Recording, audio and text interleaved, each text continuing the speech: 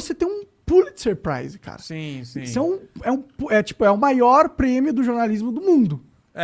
Isso foi, na realidade, o caso do Snowden, quando conseguimos relatar que o NSA e os aliados do governo dos Estados Unidos estavam espionando no mundo todo.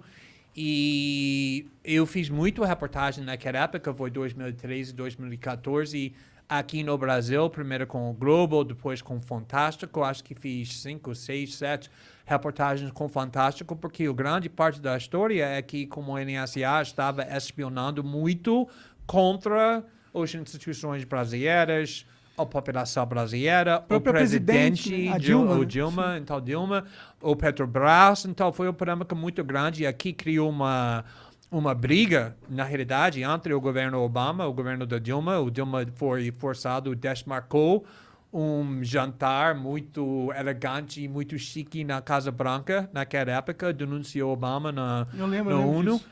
Então, foi uma polêmica global, mundial, porque os Estados Unidos estava espionando contra o mundo todo.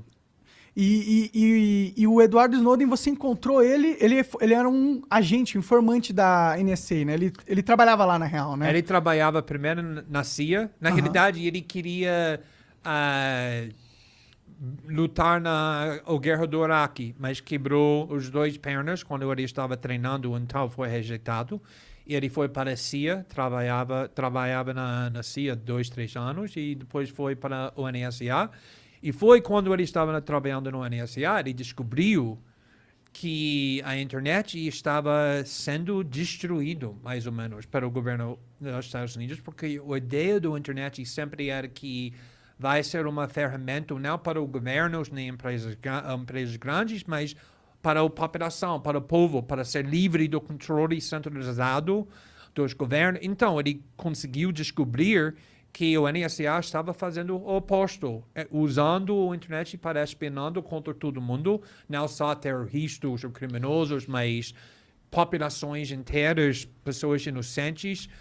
E também o governo dos Estados Unidos, naquela época, estava mentindo sobre isso, a coisa que finalmente causou ele para decidir que ele vai arriscar a vida, e ele arriscou a vida dele para revelar essa informação. Ele é perseguido até hoje, né? Até hoje ele não consegue sair do Rússia, vai ficar na prisão do resto da vida dele. Que foi o cara que foi o pessoa mais maior do Segurança Nacional para o presidente Obama. E ele foi para o Senado em março de 2013.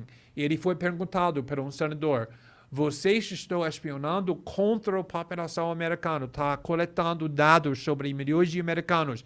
E ele ficou assim, ele disse: não, senhor, nós não fazemos isso. E na mão do Snowden naquela época era um arquivo enorme mostrando que eles faziam exatamente isso. E foi isso quando ele me disse: agora já era. Ele que te procurou? Ele me procurou, ele mandou um e-mail, obviamente não falando nada sobre ele, porque ele sabia que nós não sabemos, que tudo estava sendo espionado, tomando muito cuidado, e foi necessário criar uma clima da confiança entre ele e mim. Foi necessário que eu confio nele, porque eu não sabia se o governo estava tentando me provocar a cometer crimes. E ele não sabia se ele consegue me confiar. Você não era informante do governo também. Exatamente. E ele queria que criamos muita criptografia para comunicar. E, finalmente, em maio, ele disse que eu tenho um pedido que vai ser estranho, mas é necessário, que eu preciso que você viajar para Hong Kong para me encontrar. E eu estava pensando, por que uma pessoa que trabalha no nível muito alto no governo americano, que tem acesso para documentos mais sensíveis, mais segredos, está no Hong Kong? E não consegui entender isso, ele não conseguiu explicar, porque ele não confiou na nossa comunicação, mas ele me mandou documentos, talvez 30, 40, que foi os documentos mais segredos, no parte do governo mais sigiloso, os mais segredos do governo mais poderoso no mundo, que foi chocados. Só esses documentos. E ele disse, só 30 ou 40, eu tenho milhares ou milhões de documentos mais para te dar, mas tem que viajar para Hong Kong. E o próximo dia eu liguei para meu editor, estou indo para Hong Kong. Porque não era uma questão mais. E viajei para Hong Kong. Naquele momento, o que deve ter passado na sua mente? Você falou, caralho, eu tô lidando com uma conspiração governamental mundial. Você tinha noção disso? Eu sabia que, olha, a CIA não brinca. Todo mundo sabe disso. A CIA mata pessoas. A CIA faz qualquer coisa que eles precisam fazer para impedir pessoas que estão desafiando elas. Então, eu sabia, você não pode vazar os documentos mais segredos do governo mais poderoso no mundo sem risco. Mas eu entrei em jornalismo não para relatar sobre ou chuva ou esportes, mas para desafiar os facções mais poderosos. E quando ele... Na realidade, quem me inspirou é o fato que ele tinha 29 anos, com uma carreira com muito sucesso, ganhando dinheiro, tinha uma namorada muito linda que ama ele, que ele ama, mas ele queria arriscar tudo porque ele sentia uma obrigação. E quando eu estava vendo isso, para mim não tinha mais uma escola. Porque se ele está fazendo isso, como eu consegui recusar? Conectou com algo dentro de você que você tem também. Sim, exatamente. Essa a coragem que ele mostrou era E uma contagiosa. indignação também, né? Oi? E uma indignação, ele ficou indignado, né? Ele não conseguiu aceitar aquele fato calado. Não, exatamente. Imagina ficando o resto da sua vida sabendo que você tem a oportunidade para mostrar a verdade, que o mundo tem o direito de saber, mas você não faz porque você não tinha coragem. Seria horrível. Na realidade, indo para a prisão seria melhor do que ficando o resto da sua vida sabendo que você tinha essa covardia. Sim, você perpetuou uma espionagem em massa da própria população, da própria família. Exato. E a coisa interessante é que, como você disse, que até agora ele está sendo perseguido, ele está na Rússia 8 anos, agora ele casou com a namorada. Ah, que legal, ela foi pra lá. Ele tem um novo filho que tem 8 meses, 9 meses. Ele tá numa prisão, entre aspas. Ele é preso na Rússia. Não é um país tão ruim, é bem em ruim, comparação que estava esperando que ele vai ficar na prisão de verdade. Você não quer ficar na prisão nos Estados Unidos. Eles não brincam com prisão quando você é acusado de arriscar segurança nacional. A vida dele é muito bom, mas apesar do fato que ele perdeu muito liberdade, até agora eu sempre falo que a pessoa que eu conheço que é mais tranquilo, mais feliz, mais satisfeito na vida é Edward Snowden, porque toda noite ele consegue botar a cabeça na travesseira sabendo que ele fez a coisa certa. E não tem dinheiro, não tem fama, não tem nada que pode comparar com esse valor. Sim. Mas e aí, continua a história. Você foi para Hong Kong? Sim, eu fui para Hong Kong e fiquei lá 2 semanas. E começamos a relatar um documento depois do outro. No primeiro artigo, explodiu o mundo. Foi maior escândalo no mundo naquela época, imediatamente. Mas ele fazia questão de você dizer que tinha sido ele? Sim, porque geralmente, quando tem uma fonte assim, por exemplo, minha fonte na Vaza Jato, ele não queria se identificar, ele queria esconder, porque ele não queria ir para a prisão. O Snowden foi tão raro, porque desde o começo ele disse, eu não quero esconder. Eu quero me identificar. Por quê? Porque eu sei que não estou fazendo nada errado. Então, eu não vou esconder. Eu vou ir para o governo e falar, você não precisa me procurar. Estou aqui. Meu nome é Edward Snowden. Fui eu que vazei esses documentos. Eu fiz isso por causa dessa raciocínio. Então, eu disse, deixa a gente ter uma semana, quando estamos relatando, antes de você se identifica, para não distrair as revelações. E depois de uma semana, eu gravei uma entrevista com ele e apresentamos ele para o mundo.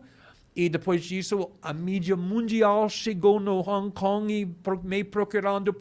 Ele tinha 200 repórteres lá fora do meu quarto com câmeras procurando ele. Onde está Edward Snowden? Como eu vou falar para eles onde ele estava. E foi uma escândalo muito grande. Sim, eu lembro, eu acompanhei na época. Sim. Foi um escândalo mundial que repercutiu em todas as mídias internacionais na internet e não sei o quê. Porque eu acho que é um assunto que tem muito a ver com a nossa era, que é uma era da informação, da tecnologia, que hoje é possível ter esse controle e a gente tem que então discutir o que vem um controle e vem também a responsabilidade que ele acarreta. E a gente tem hoje os governos que dominam esse controle da internet, né? E é uma ferramenta muito importante para eles que pode ser usado para o autoritarismo, que é o que a gente tem que impedir, a qualquer custo. Exatamente.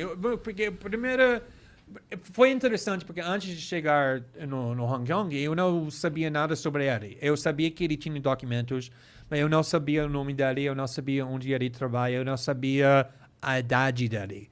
Então, quando eu estava conversando com ele durante naqueles meses, eu estava imaginando que essa cara tinha 65 anos, porque ele era muito sofisticado.